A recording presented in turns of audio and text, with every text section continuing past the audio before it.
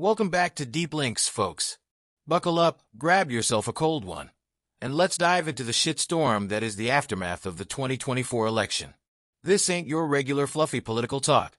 We're ripping the Band-Aid off, looking at America's wounds, and figuring out what the hell comes next. If you're here for political correctness or some Ivy League BS, you're in the wrong damn place. Let's get real. So, the election happened. Surprise, surprise, it was a damn circus. The Red Hats versus the Blue Woke Warriors. Both sides screaming at each other like drunk uncles at Thanksgiving. And when the dust settled, what did we get? Chaos. Pure, unfiltered chaos. Half the country's celebrating like they just won the Super Bowl, and the other half is stocking up on canned beans and ammo like it's the end of days. And honestly, both reactions make sense. Let's start with the winners. These folks are high-fiving, popping champagne, and pretending everything's peachy. But deep down, they're just as scared as the losers. Why? Because America is like a beat-up pickup truck right now. Sure, you can slap on a new coat of paint, but that engine's still coughing up black smoke. The economy's wobbly, people are pissed, and trust in the government is about as strong as a wet paper towel. Whoever's in charge is inheriting a pile of crap and a nation full of folks who've forgotten how to agree on anything. And then there's the losers. Holy hell, these people are fired up. They're out here talking about conspiracies, stolen votes, and how the country's going to hell in a handbasket. You've got your preppers building bunkers and your TikTok warriors making cringe videos about resistance. The thing is, these folks aren't entirely wrong to be worried. When people feel like they've been cheated, they'll either check out or double down. And right now, it looks like they're doubling down. You know what's funny? Both sides think they're saving America. One side's yelling about preserving democracy, while the other's screaming about saving freedom. Meanwhile, the rest of us are just trying to keep the damn lights on and figure out why eggs cost more than a six-pack of beer. It's like a bad reality TV show, except we're all stuck in the cast. Let's talk about the real issues here. Number one, the economy. Remember when $1 actually got you something? Now it feels like monopoly money. People can't afford rent, groceries, or gas. But we're out here sending billions to other countries. Why the hell are we more worried about someone else's backyard when ours looks like a tornado hit it? If you're not pissed off about this, you're either rich, clueless, or both. And don't get me started on the culture wars. You've got one side turning every damn thing into a social justice crusade, and the other side acting like we're still living in the 1950s. Newsflash. Nobody gives a shit about your pronouns or your gender studies degree when they're trying to figure out how to pay the mortgage. All this woke nonsense. It's like rearranging deck chairs on the Titanic. Meanwhile, the ship's sinking, and the only people with lifeboats are the politicians and billionaires. Speaking of politicians, let's not pretend any of them give a damn about us. Left, right, center, they're all playing the same game, and we're the pawns. They'll promise you the moon, take your money, and then disappear faster than your paycheck on payday. It's all smoke and mirrors, folks. And yet, we keep falling for it like a raccoon chasing a shiny object. Let's dive deeper into the economic mess we're in.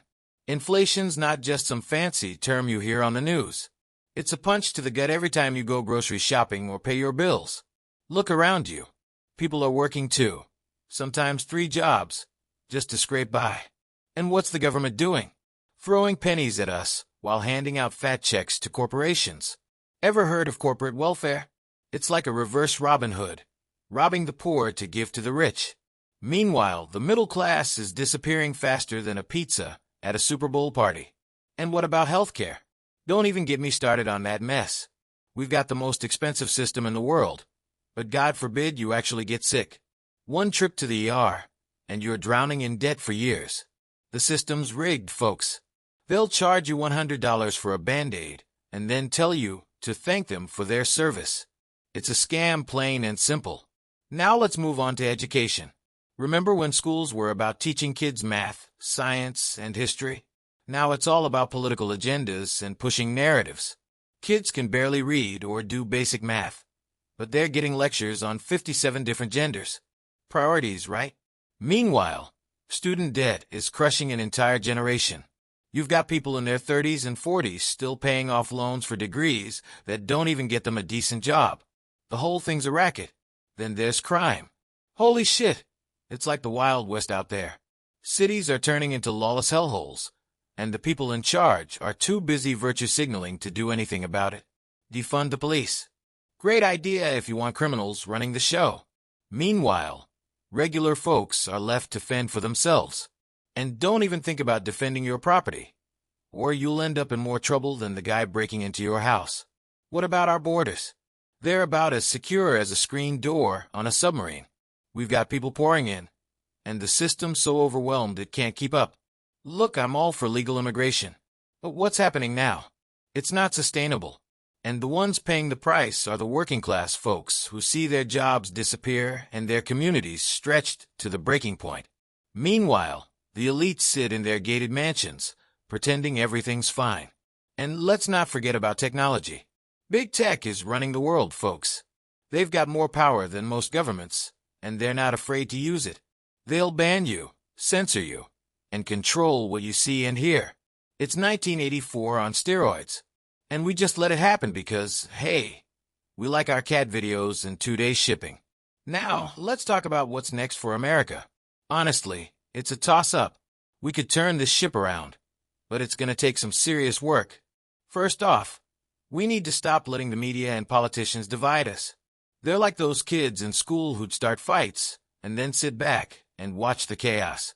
They thrive on our division because it keeps us distracted from the real issues. We also need to hold these assholes accountable. Politicians should be working for us, not the other way around. Term limits, campaign finance reform, and a good old-fashioned ass-kicking at the ballot box would be a good start. And while we're at it, let's take a hard look at the corporations and billionaires who've been pulling the strings. If you think Jeff Bezos or Elon Musk gives a shit about you, I've got a bridge to sell you. But it's not just about pointing fingers. We've got to take responsibility for ourselves, too. That means getting involved in our communities, staying informed, and not letting social media turn us into brain-dead zombies. It's about remembering what it means to be American. Not the bullshit they sell you on TV, but the real stuff. Hard work, resilience, and looking out for each other. So, what's it gonna be, folks? Are we gonna keep bitching about the past? Or are we gonna roll up our sleeves and start building a future? The choice is ours. Just remember, united we stand, divided we're fucked. Alright, that's all I've got for today. If you liked this rant, hit that like button and subscribe to Deep Lynx. And if you didn't like it, well, tough shit. You're probably one of the people I've been talking about. See y'all next time, and don't forget to keep questioning everything. Cheers!